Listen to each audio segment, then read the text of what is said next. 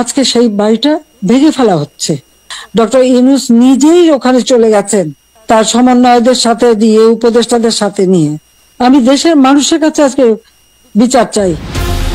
শেখ হাসিনার কথা শুনেই বুঝতে পারছেন আগামীতে তাদের অবস্থা কতটা ভয়ানক হতে চলেছে। সম্মানিত ভিউয়ার্স, আজকে শেখ হাসিনা কেঁদে কেঁদে লাইভে এগুলোই বললেন, আর যেখানে মাস্টারমাইন্ড ছিলেন ডক্টর ইউনূস নিজেই, এবং হাসনাত সাজিদকেও ছাড় দিলেন না শেখ হাসিনা। বিস্তারিত ভিডিওতে। এই 32 নম্বর ধানমন্ডির 32 বাড়িতে আগুন লাগার ব্যাপারে যে হাতটা রয়েছে সেটা হচ্ছে ডক্টর ইউনূসের, এবং সমন্বয়কদেরকে নিয়ে গিয়ে এই কাজটি ঘটিয়েছেন। এই কথাটা আমার না, সরাসরি শেখ হাসিনা নিজে লাইভে আসলেন এবং তিনি এই কথাটা ব্যক্ত করলেন, এবং এই ব্যাপার নিয়ে খুবই তোলপাড়। আওয়ামী লীগদের মধ্যে ক্ষোভ, এই ঘটনা কে ঘটিয়েছেন এবং তাদেরকে কঠিন ভয়ঙ্কর শাস্তি দিবেন, এটাও তিনি জানাইছেন। আজকের এই প্রতিবেদনটি দেখলে আপনারা নিজেরাই বুঝতে পারবেন। এবং ডক্টর ইউনূস যে এভাবে মাস্টারমাইন্ড খেলে এই 32 নম্বর বাড়িটাকে উধাও করে দিল, এটা এইভাবে মাস্টারমাইন্ড খেললো, এটা সেক্ষেত্রে ধরে ফেললো, এবং সকল প্রমাণ আজকে আপনারা এই প্রতিবেদনটি দেখলে বুঝতে পারবেন। তাই না টেনে সম্পূর্ণ ভিডিওটা আপনাকে দেখতে হবে, এবং যদি চ্যানেল নতুন হয়ে থাকেন অবশ্যই চ্যানেলটিকে সাবস্ক্রাইব করুন এবং আপনাদের মন্তব্য কিন্তু লিখতে থাকুন, এবং না টেনে পুরো ভিডিওটি দেখতে হবে। চলুন আমরা প্রতিবেদনটি দেখে নিই। 2000 মানুষ মারার পরেও একজন মানুষের যদি ন্যূনতম লজ্জা না থাকে, তাহলে হচ্ছে সে বক্তব্য দিতে চাইতে পারে। এই বাংলায় স্বৈরাচার আসবে না, এটা হচ্ছে মুজিববাদের যারা দোষর তাদের জন্য হুঁশিয়ারি। আমরা সকলে গোপালগঞ্জের উদ্দেশ্যে রওনা দিব, এবং মুজিব মুক্ত বাংলাদেশ চাই, মুজিব মুক্ত বাংলাদেশ চাই। এটা কি কাগজ আছে? এটা আমার মনে হইতেছে কোনো খালেদা জিয়ার কোনো বাসভবনের দলিলপত্র। এটা তার পুত্রের দলিলপত্র। এগুলা খালেদা জিয়ার দলিলপত্র শেখ হাসিনার বাসায় কেমনে আসে? একটু প্রথম লাইনটা আমরা একটু পড়ে শোনাবো। বেগম জিয়া ও তাহার পুত্রদ্বয়কে গুলশান 196 নং ওয়ার্ড রোডের এনইডি 3 নং বাড়ি এবং ঢাকায় ক্যান্টনমেন্ট শহীদ মইনুল রোডের 6 নং বাড়িটির প্রধান সংক্রান্ত তথ্য। আচ্ছা, এটা বেগম জিয়ার বাড়ি সম্পর্কে তথ্য দেওয়া আছে। এটা হচ্ছে বেগম জিয়ার ও তার পুত্রদ্বয়কে গুলশানস্থ 196 নং রোডের এনইডি 3B বাড়ি না, এবং ঢাকা ক্যান্টনমেন্ট শহীদ মইনুল রোডের 6 নং বাড়িটি প্রধান সংক্রান্ত তথ্য। এটা তার যে কোনো একটা বাড়ি ক্যান্টনমেন্টের যে বাড়ি থেকে বের করে দেওয়া হয়েছিল, ওই বাড়িটার একটা রেকর্ড আছে, এটা দেওয়া হয়েছিল সেই ডকুমেন্ট। এটা আর বিধবা, ঠিক আছে। খালেদা জিয়া ও তার 2 পুত্রকে নিম্নে উল্লেখিত সুযোগ সুবিধাগুলি প্রদান করা হয়। গুলশান মডেল টাউনে 196 নং রোডে এনইডিবি নং বাড়িটির মাত্র 101 বলতে বাড়ির যতগুলো তথ্য আছে সবগুলো এটার মধ্যে দেওয়া আছে, এভরিথিং। ইভেন এখানে বেতন সহ কর্মচারী কারা ছিল, তাদের বেতন, এভরিথিং। আচ্ছা, যোগাযোগ আমরা পেজে ছেড়ে দেব, ঠিক আছে? না ভাইটা পাকিস্তানের হানাদার বাহিনীও যে কাজটা করেনি সেটাই করে দেখালো মোহাম্মদ ইউনূসের সরকার, যাকে বলে একেবারে সন্ত্রাসী কার্যকলাপ চলছে বাংলাদেশে। শেখ মুজিবুর রহমানের স্মৃতি বিজড়িত ধানমন্ডির 32 নম্বর বাড়ি, এবার সেই বাড়িতেই বুধবার রাতে তাণ্ডব চালিয়ে আগুন লাগানোর ঘটনার পরে এমনই মন্তব্য করলেন বাংলাদেশের প্রাক্তন প্রধানমন্ত্রী শেখ হাসিনা। বুধবার রাতের দিকে তিনি যখন ভাষণ দিচ্ছিলেন, সেই সময় ধানমন্ডির 32 নম্বর বাড়িতে ভাঙচুর চালানো হয়, ধরিয়ে দেওয়া হয় আগুন, তারপর বুলডোজার দিয়ে বাড়ি ভেঙে দেওয়া হতে থাকে। আর তা নিয়েই কড়া ভাষায় ইউনূস সরকারকে আক্রমণ শানিয়েছেন তিনি প্রশ্ন করছেন এমন কি করেছেন যে কারণে তার বাবার বাড়িটা ভেঙে দিলেন। গণভবনে ইউনূসের কি প্ল্যান তা নিয়ে উঠে গিয়েছে প্রশ্ন। তিনি দাবি করেন দেশের ইতিহাসকে ভুলুণ্ঠিত করছেন ইউনূসরা। যে বাড়িতে আগুন ধরানো হলো সেই বাড়িতে বসে বিধ্বস্ত বাংলাদেশকে গড়ে তুলেছিলেন শেখ মুজিব। সেই বাড়ি থেকেই স্বাধীন বাংলাদেশের ডাক দিয়েছিলেন তিনি। তার মা একটা ইট দিয়ে সেই বাড়ি তৈরি করেছিলেন বলে দাবি করেন হাসিনা। বুধবার রাতে অডিও বার্তায় হাসিনা বলছেন, একটা যুদ্ধ বিধ্বস্ত দেশের দায়িত্ব নিয়েছিলেন বঙ্গবন্ধু শেখ মুজিব। মাত্র 3 বছর 7 মাসের মধ্যে যুদ্ধের সেই ভয়াবহতা কাটিয়ে উঠেছিলেন। ধ্বংসস্তূপের দাঁড়িয়ে যে যাত্রা শুরু করেছিলেন, সেই বাংলাদেশকে মাত্র 3 বছর 7 মাসের মধ্যে স্বল্পোন্নত দেশে উন্নীত করেছিলেন। তাই ইউনূস সরকার এসে সব শেষ করে দিয়েছেন।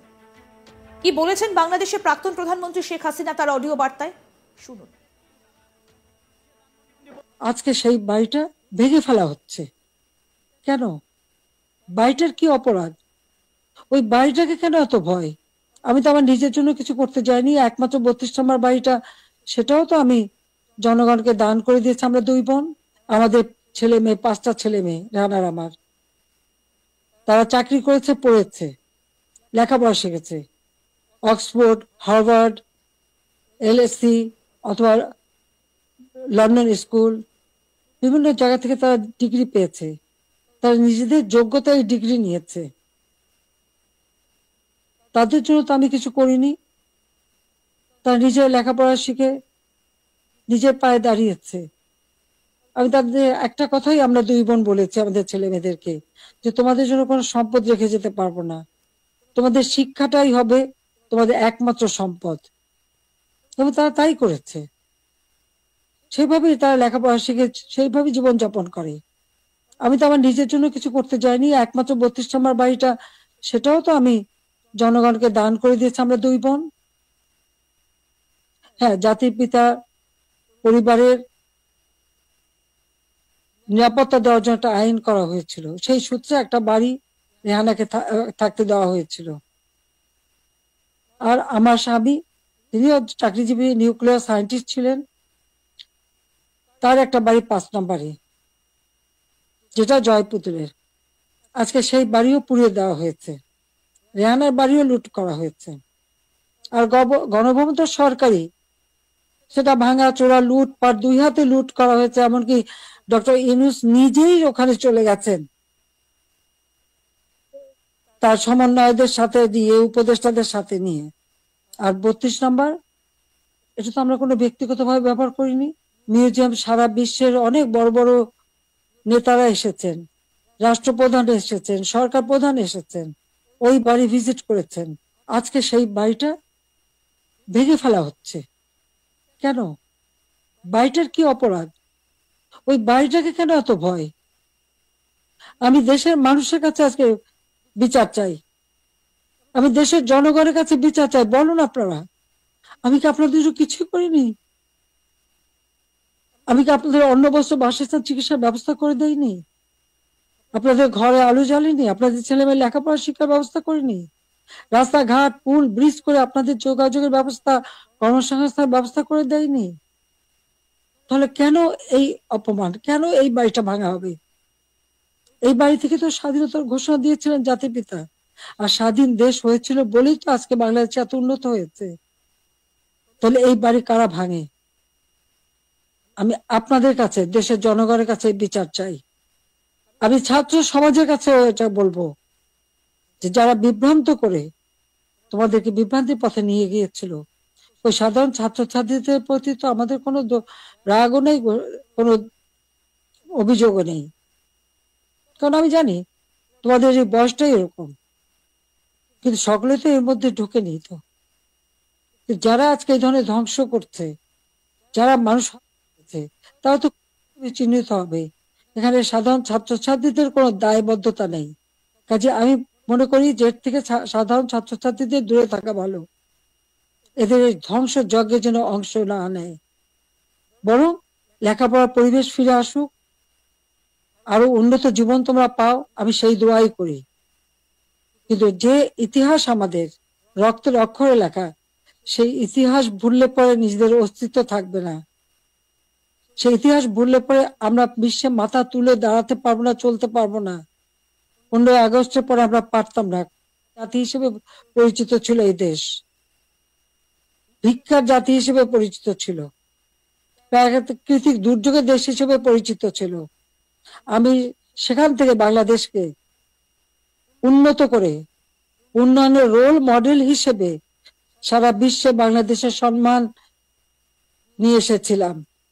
সারা বিশ্ব বাংলাদেশের উন্নয়নকে বিস্ময় বলে পরিচয় করত, তারা বিস্ময় বলে স্বীকার করত।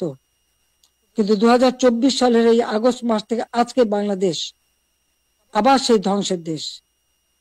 আমার একটা প্রশ্ন, জুলাইয়ের 15 তারিখ থেকে যত রকমের হত্যাকাণ্ড, পুলিশ হত্যা, আওয়ামী লীগ নেতা ছাত্র যত হয়েছে, কেন ইন্ডেমনিটি দেওয়া হলো?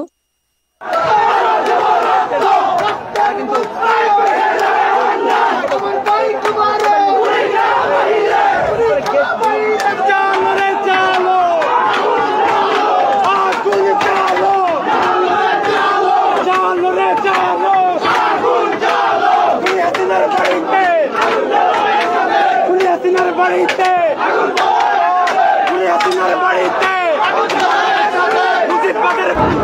দর্শক, গেট ভেঙে ধানমন্ডি 32-এ প্রবেশ করলেন শিক্ষার্থীরা। এই মুহূর্তে লং মার্চ টু ধানমন্ডিতে আজকে যে শিক্ষার্থীদের কর্মসূচি, সেই কর্মসূচিতে আজ সন্ধ্যা থেকে কিন্তু শিক্ষার্থীরা। দর্শক, আপনারা শেখ হাসিনার বক্তব্য শোনার পর অবশ্যই আপনারা বুঝতে পেরেছেন আসলে ঘটনাটা কি, প্রতিবেদনটা কি হয়েছে, এবং তিনি যে ডক্টর ইউনূসের উপর এরকম একটি দোষারোপ করার চেষ্টা করছেন সেটা কতটুকু ভিত্তি রয়েছে এটা আপনারা অলরেডি বুঝতে পেরেছেন আমার এই প্রতিবেদনটি দেখার পর। আবার এই ব্যাপারগুলো আপনাদের কি মন্তব্য অবশ্যই আমাদের কমেন্ট সেকশনে। আজকে এই পর্যন্তই। চ্যানেলটা সাবস্ক্রাইব করুন, বন্ধু হয়ে পাশে থাকুন। আল্লাহ হাফেজ।